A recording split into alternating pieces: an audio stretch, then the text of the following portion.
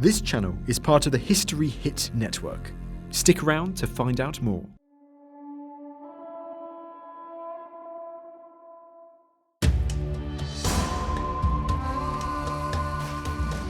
Three centuries after the first discoveries, Egypt continues to fascinate us.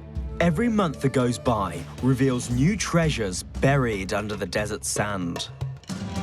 This fragment of nose was found in the area during an archaeological dig, so it was stuck back on. It hadn't gone far.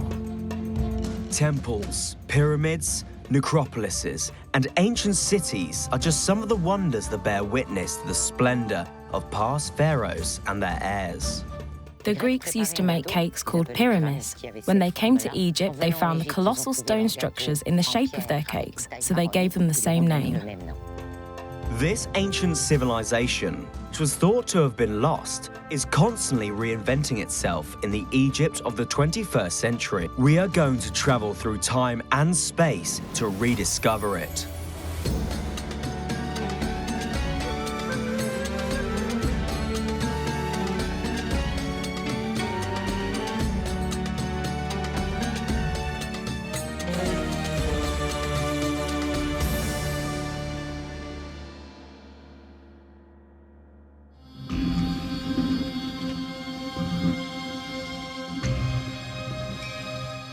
The cult of death played a crucial role in ancient Egypt.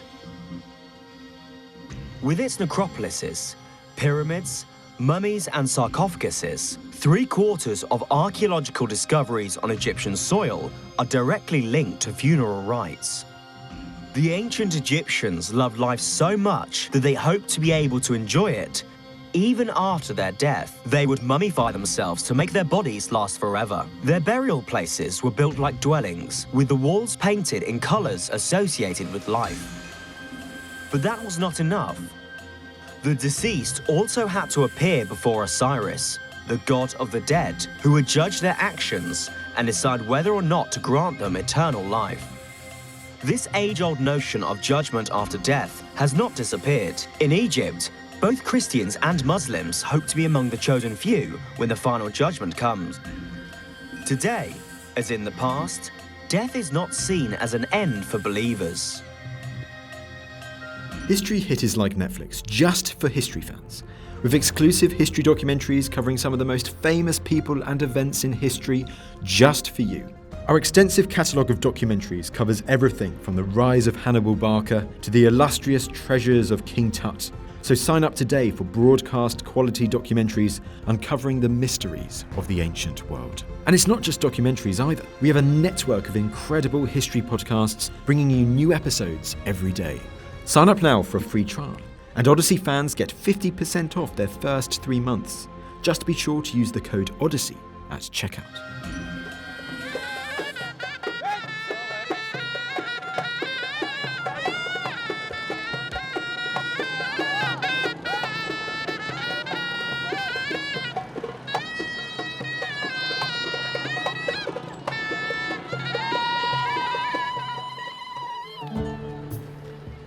In Luxor, the wedding season has begun. Couples marry in the shade of this ancient Egyptian temple. It is the start of summer, when temperatures rise to over 45 degrees centigrade. To protect themselves, people start work very early in the morning. This is the best time of day to spread the word. Trucks like these, with their makeshift loudspeakers, are often the only link between small, neighboring rural communities. Caliph Mahmud, Caliph Hassanan has departed. May he rest in peace through the mercy of God. He is from the village of Najer Seke. His burial will take place at 3 o'clock. Before afternoon prayers. I am announcing the death of a Muslim to villagers. I am making this announcement so that everyone in the surrounding villages knows that this person has died. If I don't announce it through the loudspeakers, no one will come to his funeral because no one will have been informed.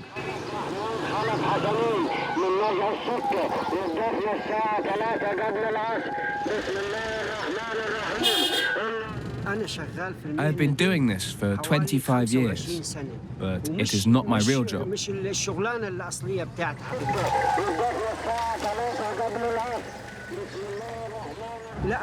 My real job is to do the call to prayer at the mosque. I was chosen because I have a good voice. Allahu Akbar is my job.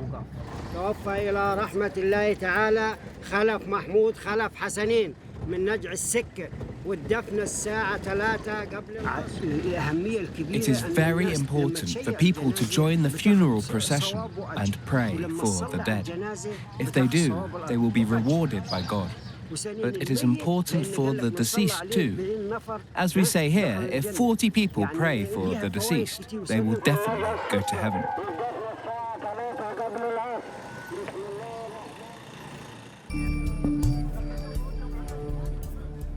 Caliph Mahmud died in the night. In accordance with the Quranic tradition, he will be buried the following day. This man was held in high esteem. His friends gather outside his house to pay their last respects.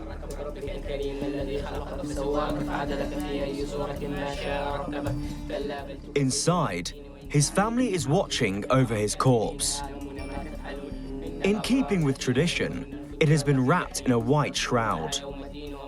The adult males in the family have washed and embalmed the body. He is ready for his final journey to the village cemetery.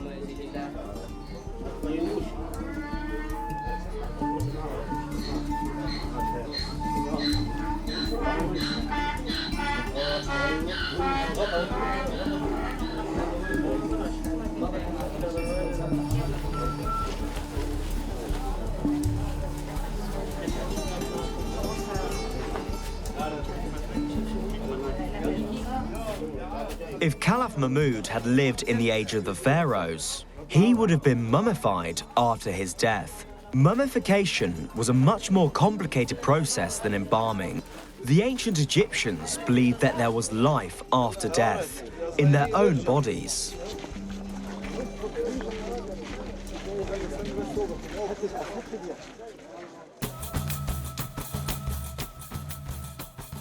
To see mummies today, you have to travel to the capital. Most of them are to be found in Cairo.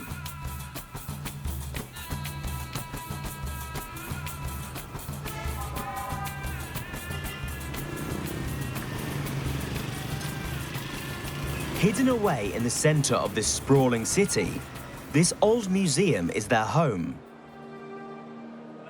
The museum's incredible collection still attracts just as many Egyptomaniacs as ever. But the undisputed stars of the museum are the mummies.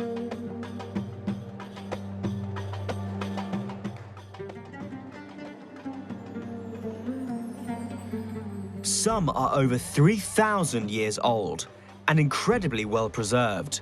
The bandages have been removed to show off the bodies. That practice dates back to the early days of Egyptology in the 19th century.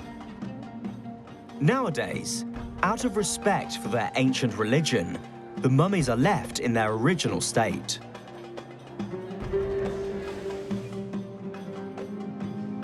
At the museum's laboratory, not a day goes by without Professor Moerman, a distinguished specialist in the restoration of antiquities, handling the mummies. Once they are out of their sarcophagus, he never touches the cardboard casing. It is the final protection before the bandages. Here we have a mummy in a wooden case, shaped like a human body. Thanks to the funeral mask and the X-rays, we have been able to confirm that this is the mummy of a young woman. She was about 22 years old when she died. On the X-rays, we could also see that she had a fetus between her legs. So that tells us about the possible cause of death. Given her age, there is a strong possibility that she died of a miscarriage.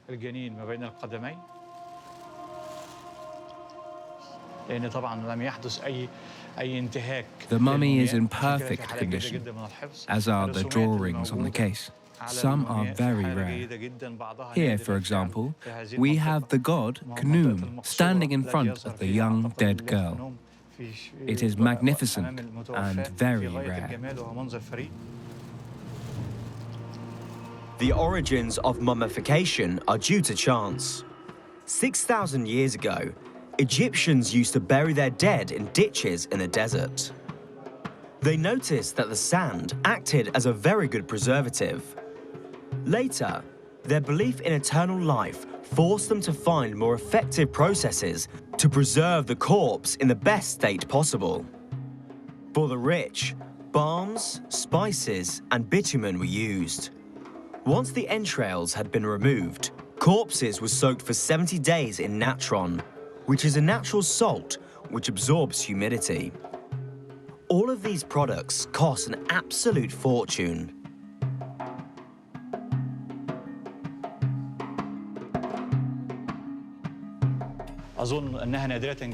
This is another very rare piece. It is the left arm of a pharaoh, King Unas, from the 5th dynasty. It was discovered by French archaeologist Gaston Maspero at the end of the 19th century. Later, researchers carbon dated the arm. The results confirmed that it came from the Old Kingdom, from about 2350 BC.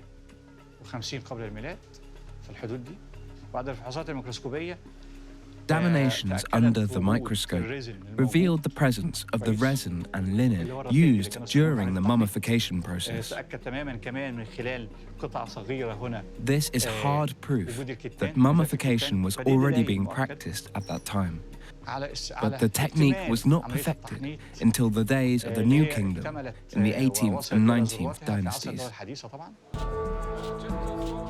The techniques of mummification in the 19th dynasty was so effective that 3,200 years after their death, we can still put faces to the names of the major figures in Egyptian history. People like Seti I and his son Ramesses II, one of Egypt's most powerful pharaohs, who reigned for 67 years and died at over 90 years of age. The practice of mummification carried on for centuries and was adapted by all of Egypt's various invaders.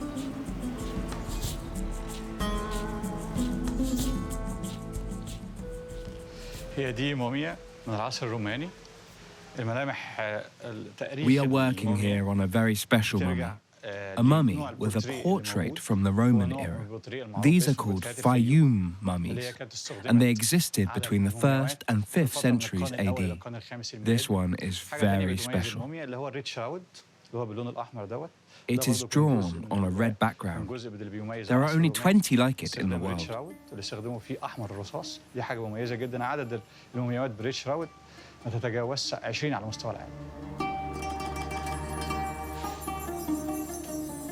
The idea behind the funeral masks covering the faces of Egyptian mummies is that they restore the use of the senses to the dead person. At the end of the Old Kingdom, the masks were replaced with portraits that came straight out of the Greco-Roman artistic tradition. These portraits were commissioned from artists by the living in anticipation of certain death.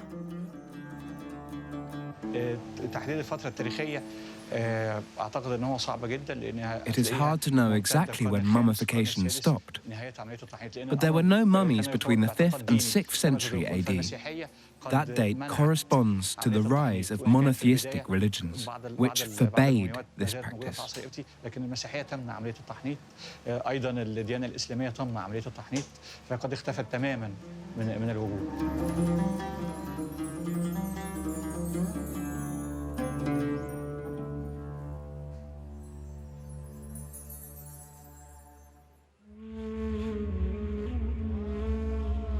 In the region around Luxor, Caliph Mahmud's remains have reached their final resting place, the cemetery in his village.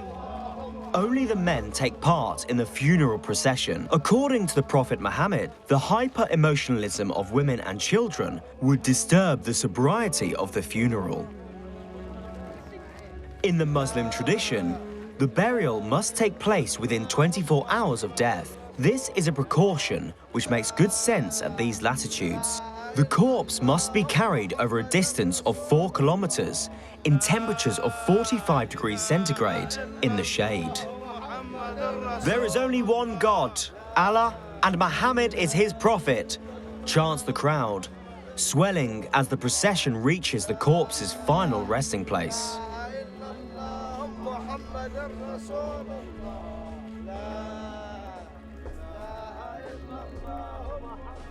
If the hills overlooking this tiny village cemetery could talk, they would tell us how little these rituals have changed.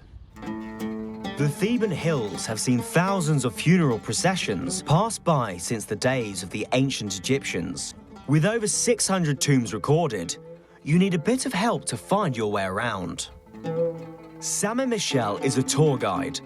Whenever he comes to Luxor, he finds time to visit Ayman's bookshop that specializes in Egyptology and is situated in the midst of the ancient ruins. I accompany groups and I guide them through Egypt. I try to pass my love of all things Egyptian onto them. You have to keep your knowledge up to date. There are new discoveries every year and new theories. This is my passion, so I try to stay up to date. To do that, I need books, and I need to read. Even for an avid reader, it would take several lifetimes to uncover all the secrets hidden in the Theban Hills. To help make sense of it, Egyptologists have divided the necropolis into 3 parts: the Valley of the Nobles, the Valley of the Queens, and the Valley of the Kings.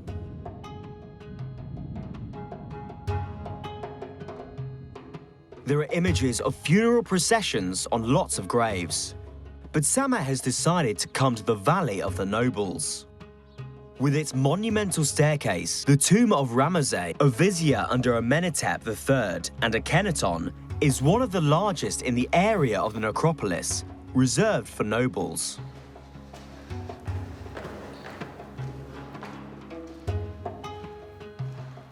At the back of the tomb, Sameh finds what he is looking for: an image of a funeral procession that is 3,000 years old. You can see the family members walking together behind the pallbearers. Next, you've got the bearers of the grave goods. Grave goods are the treasures that are placed in the tomb alongside the deceased. The deceased hopes to live the same life after death as they lived on Earth, only better and more carefree. So, they will need to eat and drink and entertain themselves. But they also keep the same job as they had on Earth. So they will need the tools necessary for performing those functions. Here, for example, you can see a leopard skin, which was the attire of a high priest. Ramesses was a high priest, so he needs a priest's robes. Then there is a bed, a mattress, a headrest, and some boxes. These eclectic grave goods had only symbolic value. They were purely functional. When Howard Carter opened up Tutankhamun's tomb in 1921, the world was amazed to discover the wealth of this young pharaoh, who died at the age of just 19. Nothing had been forgotten. Even his chariot was buried with him.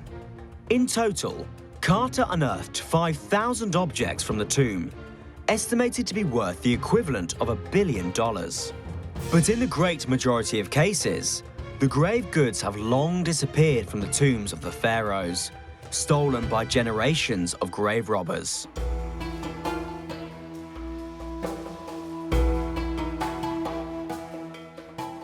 And here we have the mourners.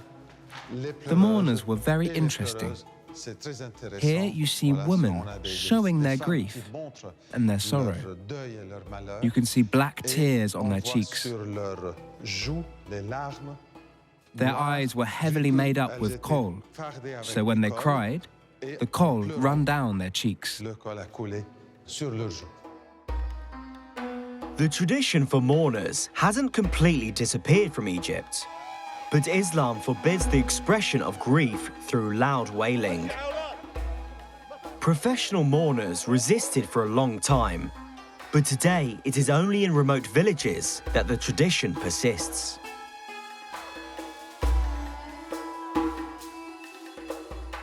This scene of a funeral procession is on the side wall of the vault.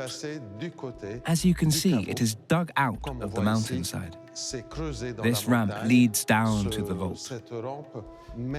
The mummy and its grave goods were slid down the ramp and placed in the burial chamber.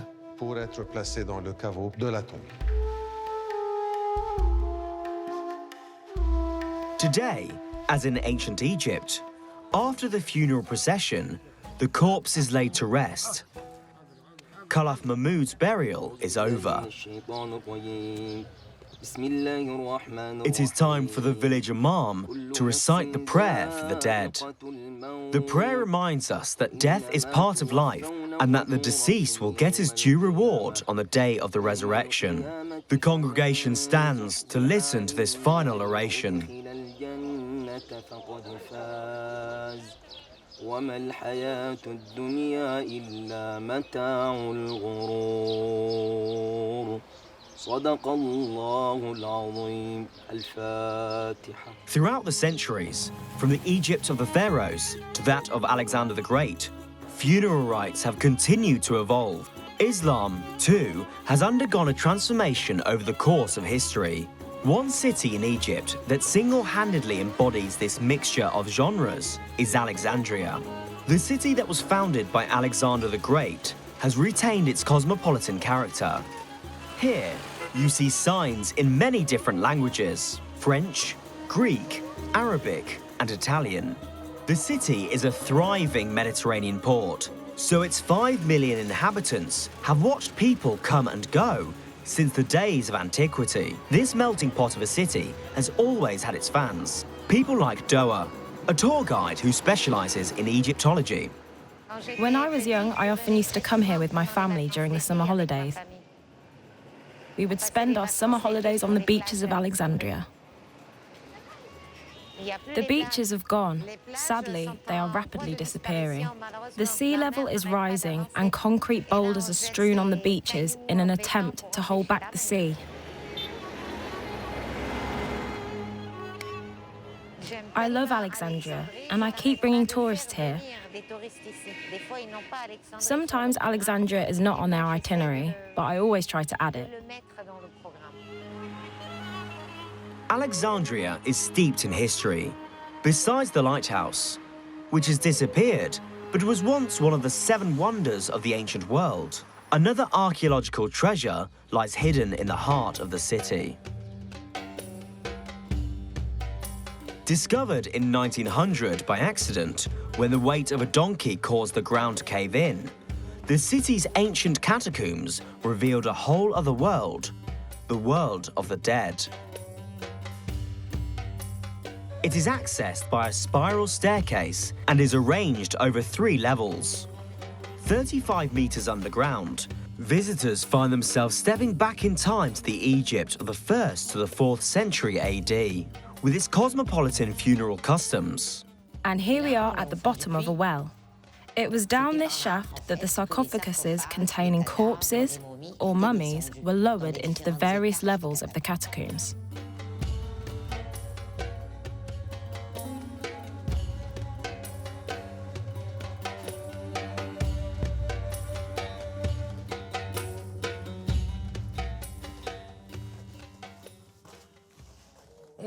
And this is where the digging stopped. The spiral staircase would have continued down here. But in 392 AD, all pagan cults were banned, and Christianity became the official religion of the Roman Empire. So, digging was stopped because these rituals were no longer going to be practiced. The catacombs of Kom el-Shokafa, to use their Arabic name, are a veritable maze. They contain over 300 Greco-Roman tombs, the majority of which are loculi, These burial niches are identical to those found in the catacombs in Rome. The tomb which best symbolises this mixture of cult and rite is also the first one to be built here in the 2nd century AD.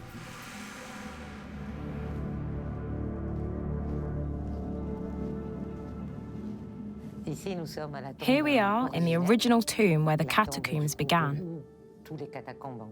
That is the statue of a man. The body is Egyptian, but the head is Roman, with curly hair and everything. It shows a fusion of art and religion, which is very typical of that era. I'm talking about the 2nd century AD. First, you've got these composite columns, which are typically Greek, and then over here you've got this Agatha demon, which is typically Greek, but the double crown is Egyptian. And above it is a circle containing a Medusa, which is for the protection of the tomb. According to Greek mythology, Medusa has the power to turn anyone who looks at her to stone. Then the centre is very Egyptian. Here you can see a winged sun with a cobra on either side of it. And then this line of cobras, which was very typical of the time and also a symbol of protection. Here we come to the main tomb. It was dug out of the rock along with the lid. The lid does not open. The burial was performed from the back, from outside the chamber. And here we have a carving of Anubis, the ancient Egyptian god of mummification, who was the guardian of the tombs. He is depicted here as a legionary in a Roman style that has nothing to do with Egyptian art.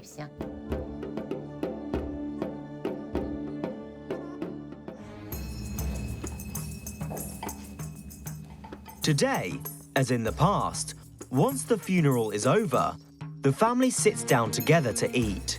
The architects of the catacombs thought of everything.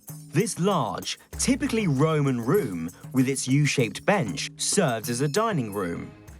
The whole family would assemble here. You have to imagine a wooden table over there with waiters passing behind it.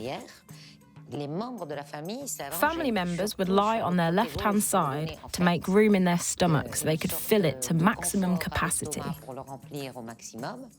There would have been wine to accompany the meal. The idea was to share one last meal with the spirit of the deceased. In ancient Egypt, it wasn't unheard of for the mummy to attend this last meal before returning to its grave. So that it could enjoy the spectacle and the feast, either the oldest son or a priest would perform the ritual of opening the mummy's mouth.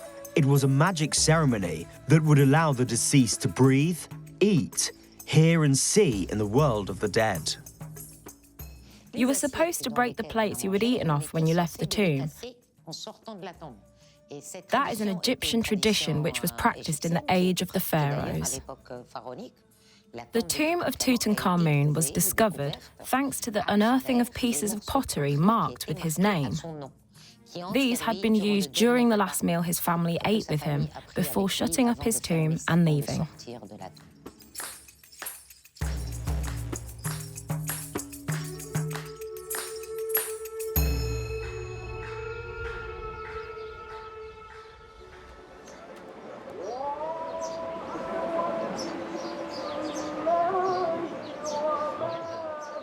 Muslims still hold funeral banquets, but there are certain conditions. 3 days after Caliph Mahmud's burial, the period of mourning is officially over. The family can finally eat a meal in his honor. It takes place in the cemetery. It is a frugal and hasty repast, with just one dish served.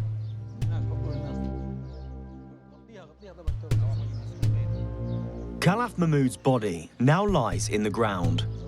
His soul will be judged on the day of the resurrection at the end of this world, a last judgment that is customary of monotheistic religions. However, in ancient Egypt, the deceased were judged immediately. Once they were alone in their tomb, they would descend into the underworld to be judged. Their life would continue there, provided they passed several tests first and found a way to survive in the afterlife. That was no mean feat. At the small temple of Hathor in the Theban Hills, Egyptians have inscribed instructions on the wall for the newly deceased.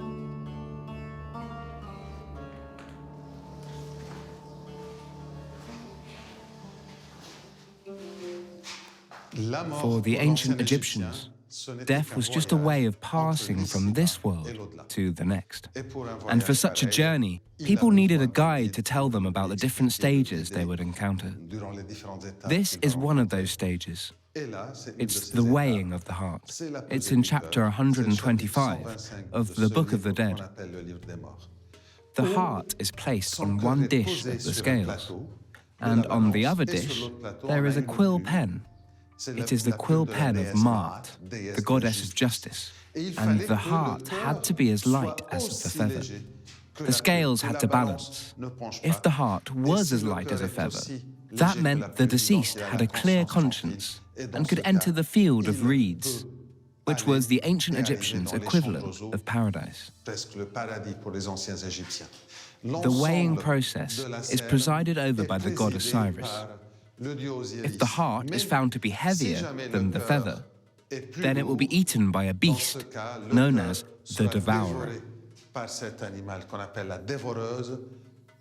And then the deceased really is dead. Being dead means not being able to continue living in the afterlife. The deceased, depending on their means, had a papyrus placed alongside them in their grave. It was a guide to their journey. Having their guide with them gave them peace of mind. It gave them the formulas they needed to overcome all the obstacles they were going to encounter along the way.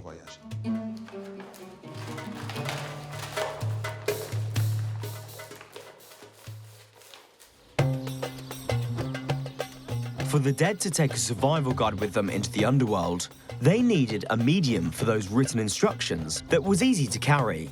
Over 5,000 years ago, the ancient Egyptians invented papyrus.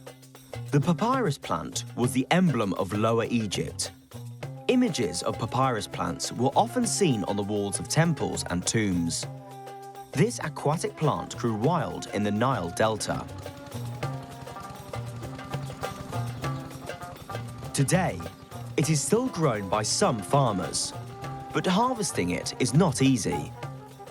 This type of farming is hard to mechanize. The farmers harvest it by hand, their feet in the water.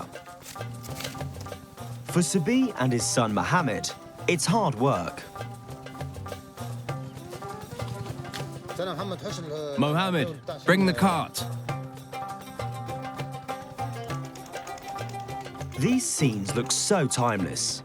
In reality, the cultivation of papyrus completely disappeared from Egypt in the Middle Ages. And yet, papyrus had been a luxury product that Egyptians had a monopoly over throughout the Roman Empire until it was supplanted by parchment. Today, and this is very recent, it can be found in some fields again. Papyrus is a plant that the ancient Egyptians grew long before us. There was nothing much growing on this land, just some very standard crops. But a few years ago, we decided to plant papyrus again. In the 1970s, some Egyptian botanists started to show an interest in this plant. Legend has it that they reintroduced it after bringing home some plants they found deep in the heart of neighboring Sudan. Once the plant had been reintroduced, the farmers had to revive the methods of the ancient Egyptians to transform it into a material you could write on. I'm just cutting up the papyrus stems, which will be used to make the sheets of paper. I am cutting them into different lengths to allow us to make sheets of different sizes.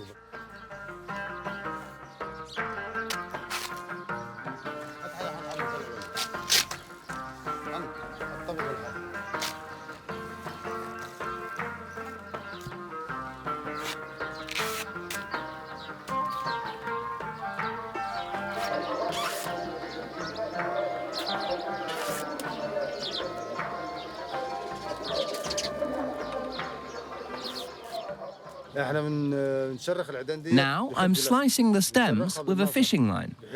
I judge everything by eye. The slices need to be identical. more or less the same thickness. The thinner they are, the more beautiful the paper will be.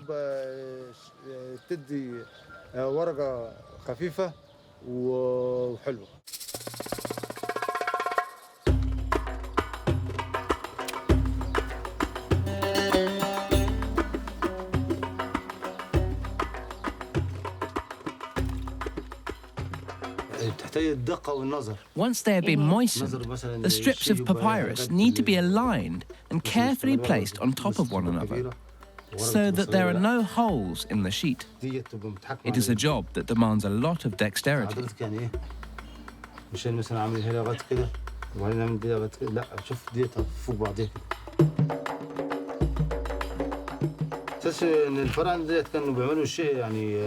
Doing this, I realized that the technique the ancient Egyptians invented was incredibly sophisticated. For me, with modern methods at my disposal, it's less hard. But for them, it must have been very complicated.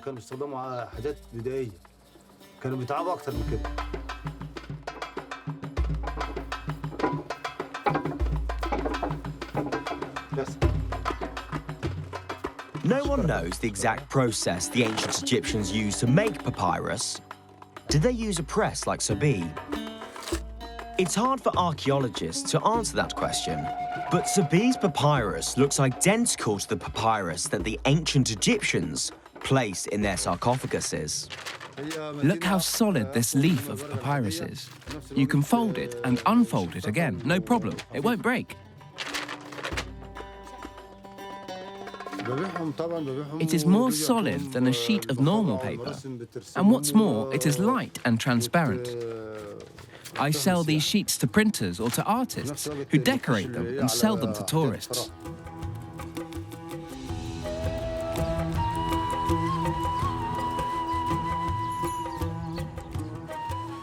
Painting on papyrus takes a very special kind of skill. Artists who do it, like Ahmed, are real experts.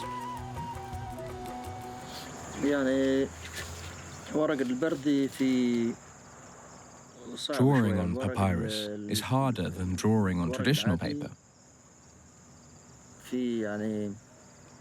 because you can't just rub it out and start again. Having worked as the official artist on a number of archaeological digs, he turned to this discipline, which took him back to ancient Egyptian times. I am not an archaeologist, but I can tell you about the art of the ancient Egyptians. They used deep colors and applied several layers of paint. That is why their paintings are so magnificent.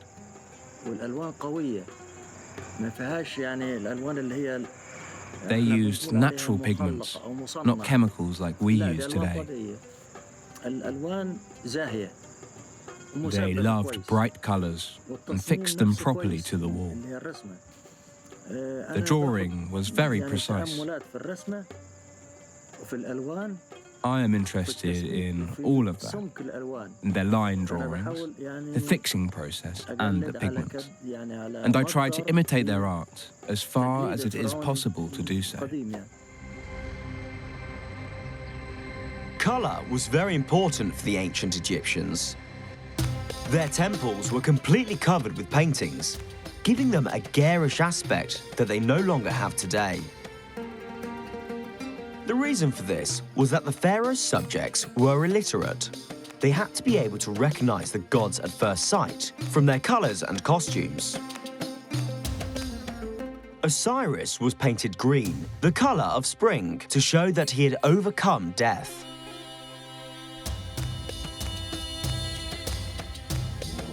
These painted representations are not lacking in realism, as shown in the difference in the skin color of the two sexes.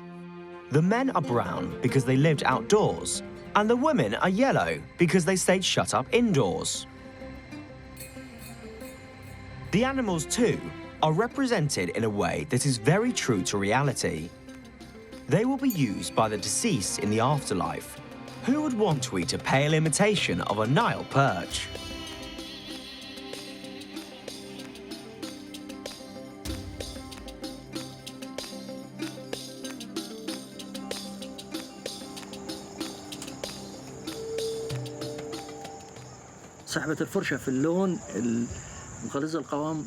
Applying thick paint like this tires your hand out.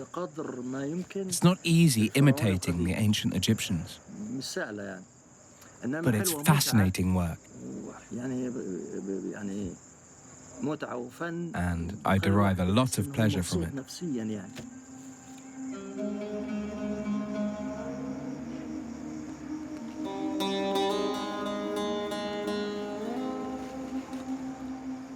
Painters, stonecutters, and sculptors occupied an important role in ancient Egypt. In the Theban Hills in the Middle Kingdom, they even had their own village, Deir el-Medina. All the artisans lived together here, building tombs for the pharaohs in the nearby valley. Their own tomb reflect their craft too. They are topped with little pyramids, imitating early royal tombs. A symbol of ancient Egypt, the 3 pyramids of Giza were erected during the Old Kingdom in about 2600 BC. Back then, only the pharaoh had access to eternal life. The pyramid was a sort of launching pad for his soul to join the stars. But paradise gradually became accessible to everyone. Every Egyptian could have a pyramid built, in line with their means. At Deir el-Medina, Sennacherib, chief artisan to Ramesses II, didn't hold back when it came to constructing a tomb for himself. He topped his with a pyramid and paintings worthy of royalty.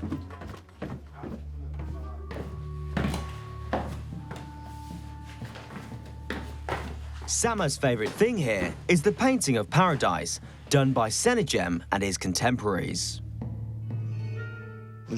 What is so distinctive about this tomb are these vignettes from the Book of the Dead.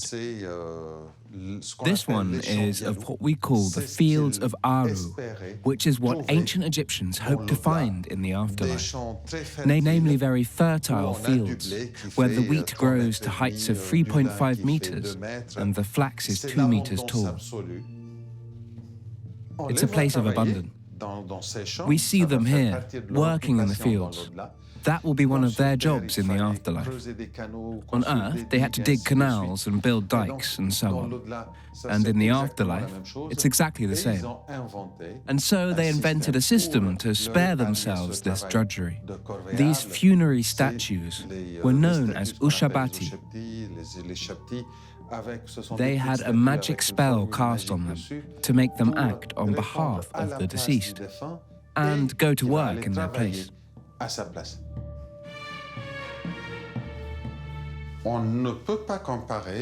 You cannot compare heaven, as we think of it, with today's mentality, to the way it was perceived 4,000 years ago. For the ancient Egyptians, heaven was a place of transition from life on earth to the afterlife, which was everlasting and carefree.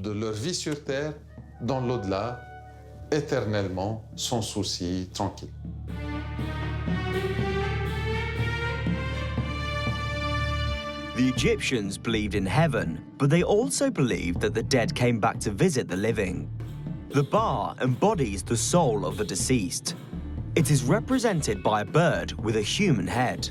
The bar is a sort of double for the deceased that is set free after death. Like a ghost, it leaves the tomb and flies over the deceased's favourite places, allowing it to participate in life outside the tomb. Then the bar flies back into the tomb and settles on the mummy.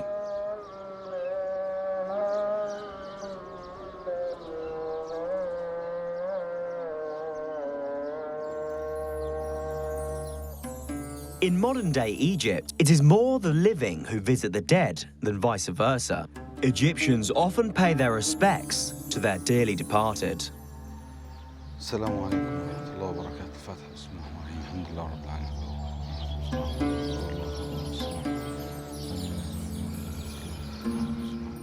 But the resting places of the dead are sometimes disrupted by daily life, especially in the country's capital.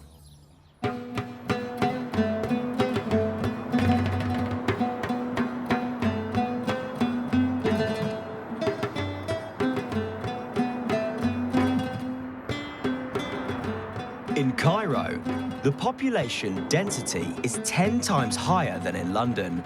The population has forced many inhabitants out to the city's cemeteries.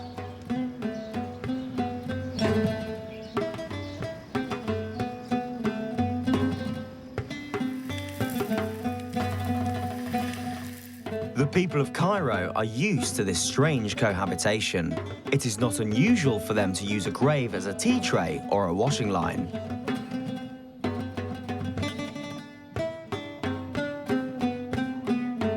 A whole way of life has developed around these tombstones. Hassan is a glassblower, and he lives in this working-class district. No one bats an eyelid on seeing this artisan working here. His workshop opens directly onto one of the graves.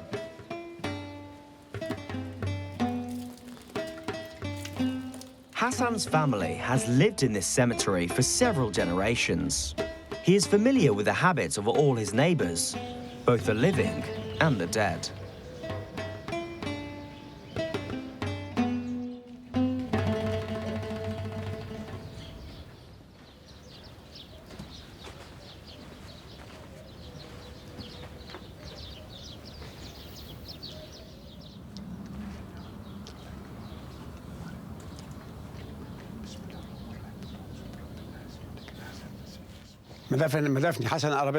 That's Hassan Arabesque's tomb, and Hassan Arabesque is me.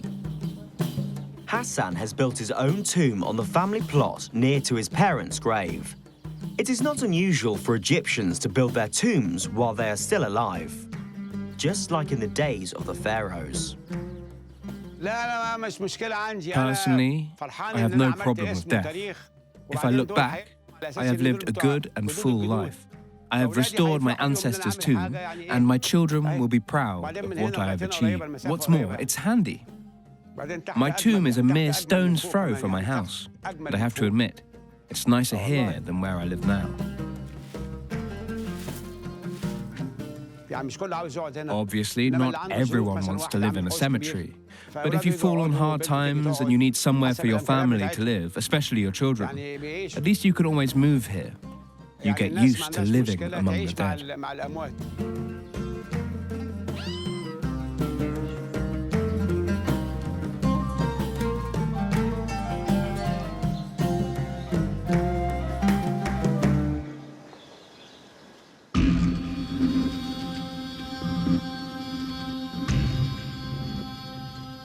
In ancient Egypt, the afterlife was not always as peaceful as it is now. At the bottom of the Valley of Kings, in the Theban Hills, generations of grave robbers, attracted by the buried treasures, came to disturb the resting places of the dead. But the pharaoh Ai from the 18th dynasty was the victim of another form of tomb raiding. He was subjected to a campaign of damnation because of a rather troublesome forefather. Akhenaton, the pharaoh who was hostile to the god Amon and a heretic in the eyes of some of his successors. Ai paid dearly for his kinship with the accursed pharaoh. His tomb was methodically ransacked. You don't need to be a great detective to see that King Ai was murdered in his tomb. The heart has been removed from these images of him. And don't forget that the heart is the conscience. The penis, too, preventing him from reproducing. And the face, which is his identity, so that he is no longer recognizable. Then the hands, and so on and so forth. And so this mutilated king no longer exists, because the ancient Egyptians believed in the magic power of the image. If the image of the deceased was intact, they existed. But if it was erased, they ceased to exist. The idea was to kill Ai, even after his death, to erase all trace of his existence. Even in his tomb, now he will never be reunited with his soul. When his soul returns to his tomb, he will no longer be there. Only then is he really dead.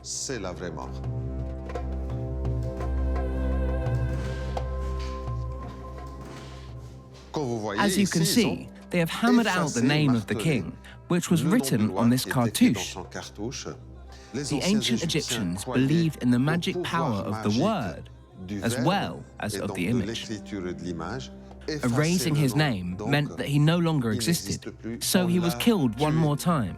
They hammered out the name, but they didn't succeed in eradicating him completely. 3,000 years later, I'm still saying the name I, and so he exists. His name lives on, and so those who tried to kill him failed.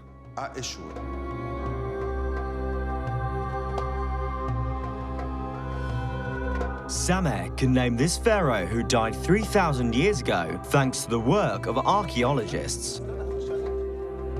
By solving the mystery of the hieroglyphs and identifying the mummies they discovered, they have ensured eternal life for the ancient Egyptians. But they are not the only ones. The whole world has contributed. From visitors to the Egyptian Museum to tourists in the souk in Luxor, everyone is contributing to the eternal life of the pharaoh's subjects. And never mind that the pharaoh who has benefited the most from the helping hand of fate is one of the least important pharaohs in the history of Egypt. He died at the age of 19, and his power was very limited. And yet not a minute goes by without someone somewhere in the world mentioning the name Tutankhamun. The most short-lived of the pharaohs will have enjoyed the most enduring posterity.